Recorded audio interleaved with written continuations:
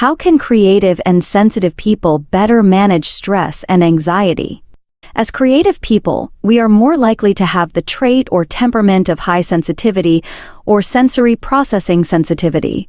Being a highly sensitive or high sensory person, we may experience many positive aspects of the trait, such as being more empathetic, aware of nuances, and creative.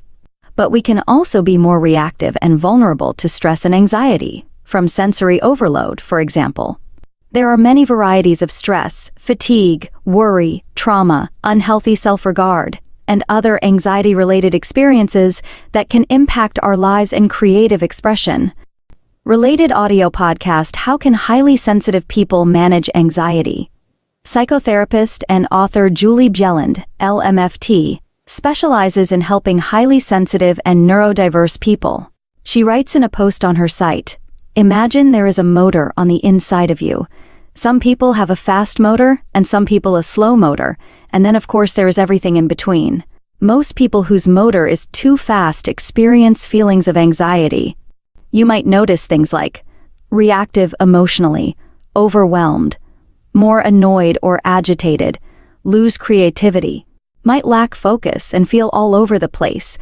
Maybe you fidget or have to constantly move or stay busy. You might get stomach aches, headaches, or notice pain more in your body, like your back, and lots more.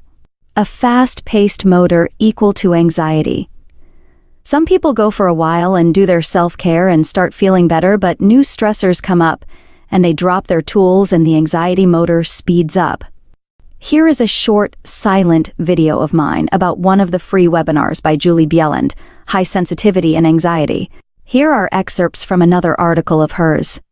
Highly sensitive people are even more susceptible to fears leading to panic, which means it is even more essential for us to be filling up the positivity tank to counter all that negative and to reduce the negative input you are receiving. Why is this so important? If you are falling apart, taking in all the negative that doesn't help anyone, including you, your family, your children, your work, or the world, we have a responsibility as sensitive people to be sure we are taking care of our balance in the best way possible. Suggestions for highly sensitive people: limit watching or reading negative news stories and soak in more positive information. If you feel you must keep up to date, scan headlines but don't deep dive into tragic or painful stories right now, and be sure to balance it with lots of uplifting, positive, or funny stories. Probably most of these suggestions can be helpful, whether or not you consider yourself a highly sensitive person. On the Sensitive Empowerment site of Julie Bjelland, LMFT, you can find many articles, books, podcasts, free webinars, courses, the sensitive community, and other resources to help manage emotional health and thrive more. The image at the top of a car interior is from a HeartMath article. Here are some excerpts. How to change stressful perceptions and reactions. Science has shown that positive emotions can help shift and replace our stress-producing feelings and perceptions. This serves to counterbalance the depleting effects from our stressful reactions, and also positively affects our psychological and physiological levels. The article suggests a strategy to help become a conscious director of our emotional nature and stressful reactions is to practice self-monitoring. As you start your day, and occasionally throughout the day, ask yourself the following questions. What am I feeling right now?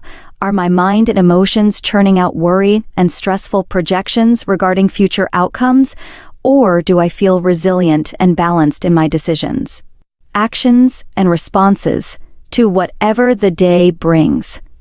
Am I remembering that I have the choice to take pause and weigh out my heart's responses and suggestions before falling into the same old mental and emotional reactions that lower my spirit and drain the energy needed to create and operate effectively? See more in post Creating a Counterbalance: How to Change Stressful Perceptions and Reactions with Inner Ease.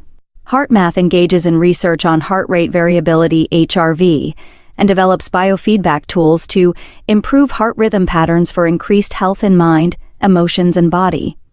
Follow link to the article on their site to learn more. Here is a short video about using a HeartMath device. Originally published at thecreativemind.substack.com.